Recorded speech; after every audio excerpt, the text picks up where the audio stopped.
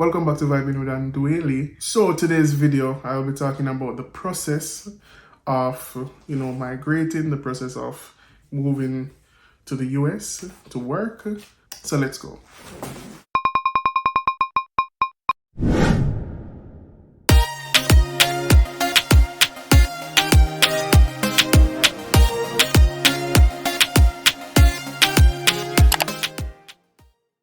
Before I start, if you have not subscribed to the YouTube channel, please go ahead and do that by clicking the button below. Like, show some love, share this video, right? And I hope it would be helpful. It will be helpful to you or somebody who you know who is thinking about, migrating. All right, so I made some notes and want to just talk about the process from start to finish. So the first thing first, you have to apply for a program. Now, the main programs that I know about, that I was told about, and I know that friends or my batchmates or colleagues came up on. The four main ones. So the first one is EPI, the next one is global, what's the name? Global, I keep on forgetting. I will post a name. I'll post the name of the four of them. So it's EPI, Global something, Teach Savannah, and TPG, Cultural Exchange, which is the agency or the program that I came up on. Right, so TPG is I think it's the most common one, the easiest one to come up on. EPI and Global, they tend to close out very early. So if you apply late, and if you don't fit their criteria, chances are you might not get accepted. So you need to apply, and while applying you need to complete the application process. So what I'll be talking about is mainly for TPG because that is the agency that I went with.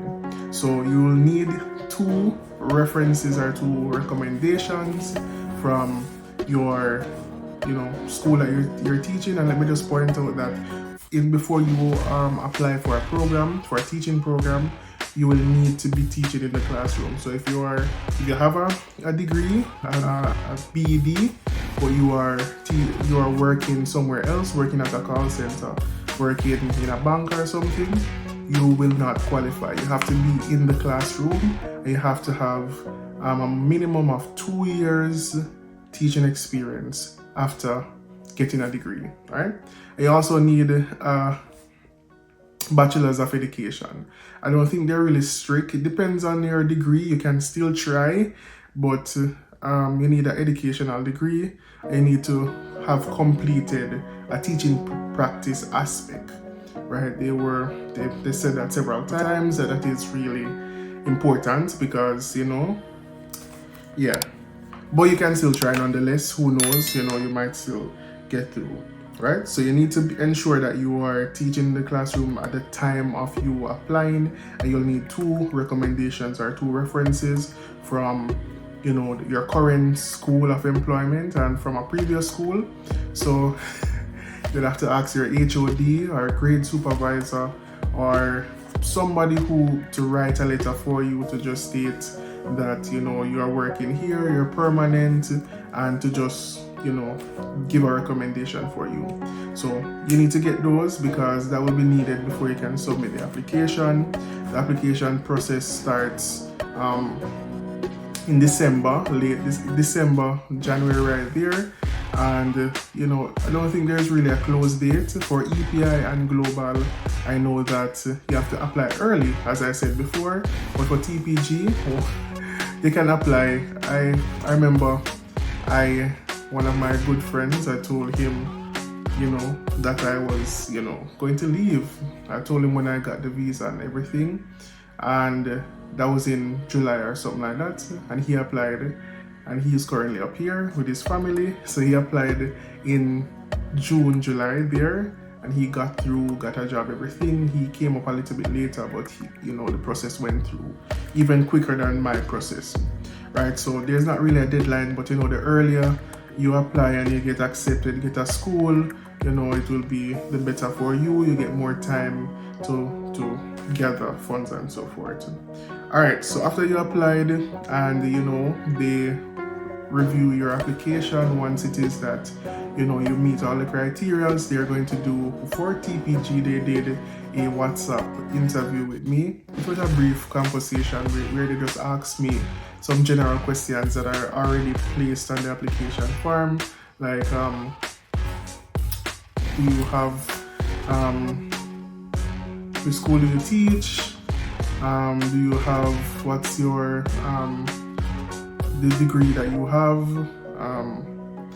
and just ask me like a 1 or 2 question. It wasn't long, right? Once it is that you answer those questions properly and whatever they see it fit, then you know they'll say okay, they'll move you on to the next step. A couple of weeks later, you'll do another interview where they will ask you some more questions, you know, interview kind questions. It's just prepping you for the real interview with the school. And also they will get some information, like if you have family or friends in any of the states. So TPG, they place teachers in Florida, South Carolina, some parts of Georgia, and I think some parts of North Carolina. So they will ask if you have family there, and then they will try to get schools close by there so that it is somewhat easier for you. But it doesn't always pan out, but they do try. Once it is that you answer the questions in depth, you have to go in details, right? So no surface answer. Ensure that you answer, elaborate and explain yourself, give examples from your classroom. Once it is that the interview goes properly, then they will move you forward to the next step. They will start looking schools for you. For some persons it might be a couple weeks. It might be, for me, I had to wait almost a month until at one point I was starting to wonder if, you know, maybe this year isn't it for me or whatever. But you know, I remember I pretty much took my mind off it, and it was, I think, a Wednesday. I was teaching a class, and when I finished teaching, it was my first class the day. I taught the class and took out my phone. I was looking and I saw a WhatsApp message from, you know, the lady to say, hey, you have an interview the next morning with this school district. We'll send you the information in the evening. And you know, I didn't even expect it. So boom, you know, that's how they do it, right? They will send you the message before that, like the day before, that you have an interview the next day. So you have to know, say, you trim up and all of them. Something there, comb your ear, you know, press your clothes and be on time for the meeting.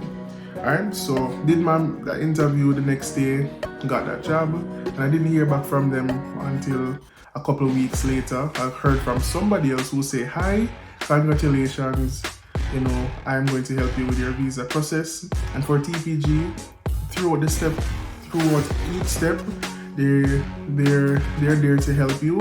Sometimes, you know, seeing that they're dealing with a whole lot of persons so just sometimes you will not get an immediate response, right? But yeah, they will be there to assist you.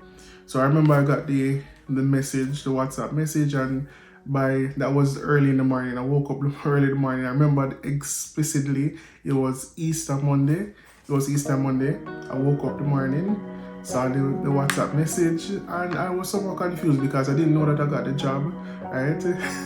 It was late after that I got the email with the letter of intent, so they from the school to say, you know, congratulations, you know, you have been awarded a mathematics position at XYZ and whatnot, right? So that you will get, once it is that the school accepts you or decides to employ you, you will get that letter of intent, which is very important. So you need to save that letter, print it, put it in get one of those plastic folders to keep all of your documents together, put it in that folder, right? So once it is that you have received that job, then the agency will go to the next step with you. And let me just point out, for TPG, my God, they do seminars, they do webinars very frequently. every 2 weeks or every couple of weeks, right? Speaking about these different things, preparing us, and I really appreciated that. I think it was too much, too many seminars, right? Especially, when I actually came here, it was too much, but it was very beneficial for the most part. They explain everything to you step by step. They have persons come and speak to you and so forth. But once it is that you have gotten the job, then the next step will be to start applying for the visa. Now, I did the application by myself. As I said, there's someone who is there to answer any questions that you might have, even though they might take long to respond. But they send you a whole document with the areas that might be a challenge. They screenshot and they tell you what to write. They tell you what information to put where and so forth. So I went through. It took me a couple days, but I eventually finished the application form, the visa application form, the DS 160, if that is what it is called. I think that's the name. So I finished that, but I didn't really rush it because I needed something. I was waiting on my DS 2019. I was waiting my DS 2019 or DS 19. What is the name? DS. I keep on. My God, my brain. I don't know what going for my brain. My DS 2019. I think that's the name of the document. So, the agency had to fill out a particular form that is very important, right, for me to bring to the embassy, as well as for me to bring overseas with me. That's a very important document that I still have now, and something that you need to keep safe. So I was waiting on that, so I didn't really rush the visa process, right? That took a little while. They send it via Knutsford, right? And so it took a little while for me to get it. So I took my time anyhow. Once it is that you have completed the visa application form, then you'll need to pay your you need to print the confirmation sheet, right? And you also need to pay the visa fee, which is how much? How much is the visa fee again? Yeah, the visa fee, which is about 160 US, which is equivalent to about 25, 26, 27, depending on the currency. So about $27,000. So you need to pay the visa fee, and then you will go ahead and register, make an appointment.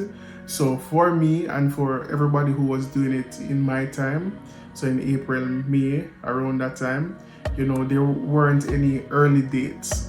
So I think my date, the date that I got, the first date that I got was in October, right? But you just have to continually check, right? So apply, schedule a date, and then you'll have to go and pay for your CVIS. So that CVIS fee is about $200. I don't remember the amount, but it's 20-something thousand. I remember in total I had to pay about almost $60,000. So those are the two main things that you have to really think about to put down money for the early stage right there. So alright, so once you pay those, save your receipts, get all your documents together, and you will go to the embassy when it's your day, ensure that you're on time, and you answer your questions, go through the process. It's very unlikely for you to be denied for this type of visa unless you had some bad travel history, or you didn't answer the questions properly, or something of that side. But it was, I was nervous, but anyway, I got the visa. My other friends got the visa. I think everybody who went the day got the visa. Yeah. And once it is that you got the visa, it takes about a week for you to get it back. So they take your passport as per usual, and then they put the visa in the passport. And the other week I went to their place, their office up there. So oh my God, I don't remember. It's near Arden, right there, so near Sky Dweller. So we went there and we collected the passport from that place. I will post a name in one of the corners, right? All right. So the next step after going to embassy is sorting out your police record. Jamaica. It's Jamaica. That was a stress. I didn't know, like, the website never have adequate information. I was clueless about the process of doing the police record. I thought, just simply go to tax office, pay, and then just do whatever and get it back. Well, after I did it, they actually came in with an online process. Hopefully it's much better now, but it was very time consuming. So try to get that done as soon as possible. The earlier the better, right? Because Jamaica system is not the best. Alright, so police record, then you need to do medical. So close before you leave, you need to go to the doctor, get a medical certificate. There is also a need to do a TB, tuberculosis test, depending on where you're going, right? So for persons who were going to South Carolina, we could not do it. We were told that we had to do it when we come here, right? And it was so expensive here. But for persons who were in Florida, I know that they were able to do it in Jamaica, and it was much cheaper. Like maybe $2,000 they paid to do the test. Up here, I had to pay to see the doctor where I went to. I went to CVS, me and my other friends, and we had to pay 2 sets of money. In total, it was almost about $150 we had to pay overall, just to do the test, for them to tell us that, we do not have TB. Anyways, alright, so medical, you need to do the TB test and any other testing that is required by your state or your district. Another very important thing to get done early is to get your transcript from your university or your college, right? That too might take a while, especially if you came from the micro, it takes a little while. All right, and that is needed for you to do a course evaluation. So every district, we're seeing that we're in, Jamaica, education system is different from the US. The US, the school that you're coming to, will want you to evaluate your courses that you have done in your university. If you went to a university outside of the US, and to create it and get it into their course format, right? So our grading system is much different from theirs. Like a A or a B.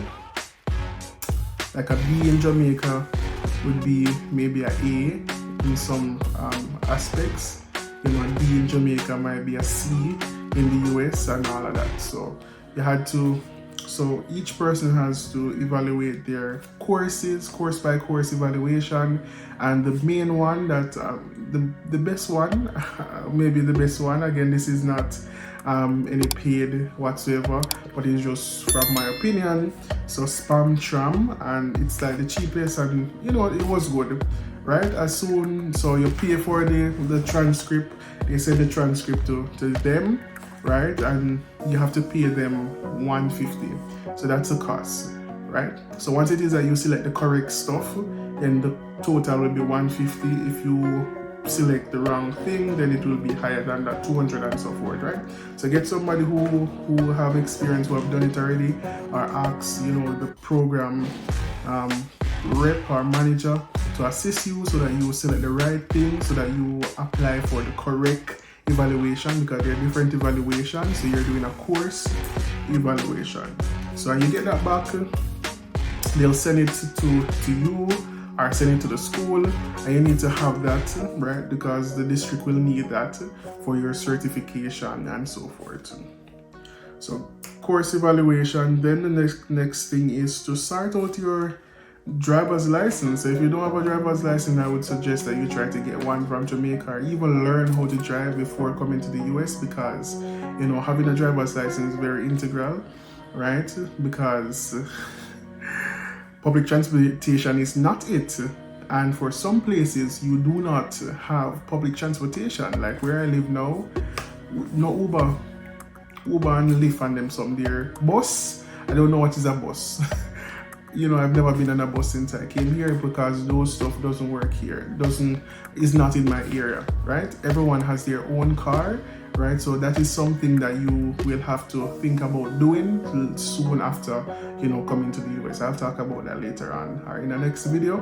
But you need to just try to get the driver's license so that or learn how to drive so that when you come up here, you know how to drive and it is much easier for you, right? Also, if you are living with your partner or so forth, and you want them to come up with you, then I would suggest that after you get your job, get your visa and so forth, or even before you go to embassy. But somewhere during that process of everything being somewhat sure, once you get the job, then I would suggest that you go and tie the knot, so that you can state that you are married, and then so that you can bring them up with you if that is your intention. And that's just a suggestion, right? So there are two types of programs. I should have said this from before. So there's the J1 and there's the H1B. So those are the programs that that I think all of the agencies will use. So that's the program that you will come up on. So J1 visa or a H1B visa. Now I am on a J1 visa, so TPG, EPI, and Global, they use J1 visa. When you bring up your spouse and your child, they will come up on a J2 visa, right? So it's similar to the work and travel. Summer work and travel, the students come up on a J1 visa. So it's the same type of visa. The only difference is that it lasts for 3 years and you can extend it to a maximum of 5 years, right? So it can be extended to a maximum of 5 years. All right, and T Savannah, they use a H1B visa. The difference between the J1 and the H1B is that for the J1, again, it's a cultural exchange. So after the 5 years max, you have to go back to your home country and you are not allowed to apply back for the J1 visa until a maximum of 2 years, right? But with the H1B, I don't think you have to go back. I'm not really knowledgeable, but I know that it's somewhat easier for you to get a green card when you're on the H1B, right? So some persons will try to get the H1B opposed to the J1, and let's not go there. Full stop. All right, so you can bring your child with you once you're under 18, and you can bring your spouse with you. Then they will come up on a J2 visa. For a TPG, they suggest that they come up at least 90 days after you have arrived, so that you can be settled and so forth. So that's something to keep in consideration. But if you have the money and you don't have a choice, then I guess you can bring them up with you. All of you can travel at the same time and come up. But seeing that you're coming to a new country, and worse if you're going to an area that you don't know anybody and all of that, then TPG or the agencies will suggest that you come up first, get settled, and then you start the process to bring up your family. The next thing is start looking for a house using sites. So different sites. There are different sites such as apartment.com, and I'll post some more, right? So you have to start looking at housing. I was fortunate enough that my friend who was the main person who kind of caused me to decide to apply for the program, that they knew somebody who was good at the school that I'm currently at. So I got in dialogue with that person, big up yourself, Ruth, and luckily where she lived, the apartment complex that she lived, the landlord had a vacancy, so somebody was moving out. It was so fitting. I was coming up in the last week of July. The person was moving out in the 1st of July, and everything just worked out to fall in place, right? That the apartment was ready that same week, like the same week that I was coming up, right? So I just came right up, came and got my key and moved into my own apartment. You know, it was, yeah, you know, the favor of the Lord. So that I was fortunate, right? But everybody's situation might be different. For TPG, again, I can say that they started an ambassador program where they, you know, for so existing persons who are on the program before, once they have the space, then they can sign up to be an ambassador, and you know, they will house new persons, new teachers for a couple of months, and you know, you assist with the rent and so forth, assist with the utilities until it is that you can find a place for yourself. And the same for transportation. So last year TPG gave each person I think it was about 8 hours. So they paid persons to carry persons around for 8 hours. So to bring it from the airport, and you know, to go do other stuff that I'll talk about in another video. So your SSN, fingerprinting and all of that. So you get someone who brings you around if you want to go shopping and so forth. After you max out the 8 hours, then now you have to speak with that person or speak with somebody else, come up with an arrangement, and then you know, will give them pay them to bring you around and so forth. As I said before, especially for where I live, there wasn't any public transportation, so I couldn't go jump on a bus or a taxi. I could not, you know, call for an Uber. So it is that, you know, luckily there were other persons around that, you know, would be willing to bring us around, and you know, we pay them and so forth. So start looking for housing before, you know, you can't wait until you come up here, because when you could jump off of the plane, you know, you need to know where it is that you're going to stay. If you have a family member where you will be working, that would be a plus, because you know, you wouldn't have to, you know, be paying for rent and so forth, and you can save that money, put that towards saving and whatever. But not everybody will be that fortunate. Not everybody will go to areas where you have family. So you have to start looking places, start looking for car. You know, if your pockets stay like that and you have money, as you come up, you can buy a car and start looking for cars and so forth. The next thing that I wrote down is to save. So from the first moment that you have made that decision that, hey, I'm going to migrate, I'm going to try the work program, then start save. No matter how small it is, start saving money, because as I said, things will be there that will need money. You might not have to pay a whole lot of money one time, but at the end of the day, when you check it up, you will be spending a good amount of change, maybe 100 or something, right? Or maybe 200 or something, right? Again, depending on your situation, depending on where it is that you are going. Alright, so what do you need money for? As I said before, to pay for the visa fee, you need it to pay for your CVIS. You needed to pay for the course evaluation. So those are the 3 main things in Jamaica that you will need to pay for. Plus, you know, to pay the doctor for the medical certificate, pay the little fee for the police record. Everything will have some kind of fee. So you need to factor in all of those little fees. The next thing is your plane ticket. You need to, you know, remember that, hey, depending on where you're going, plane tickets can be expensive, and especially in July, the end of July right there, you know, the plane tickets are going to spike and get high and so forth, because that's the time that most Americans are going back to go to work from their vacation and so forth.